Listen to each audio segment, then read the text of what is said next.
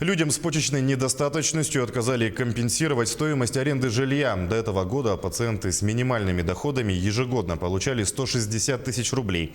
Люди обратились за помощью в региональный штаб Общероссийского народного фронта. Те, в свою очередь, попросили предоставить все документальные доказательства отказа, чтобы направить их в соответствующие органы. Сейчас в республике проживают более 500 пациентов с заболеваниями почек, и большинство из них жители районов. Гемодиализный центр есть только в Якутске, Нерюнгри и Мирном. Соответственно, диализники вынуждены ехать в города и арендовать жилье на месте. По данному вопросу мы решили, чтобы через общество инвалидов, через нашего активиста и члена штаба Чемаханова Гаврила собрали все отказы, которые сегодня были получены людьми, которые не могут получить компенсацию на проживание.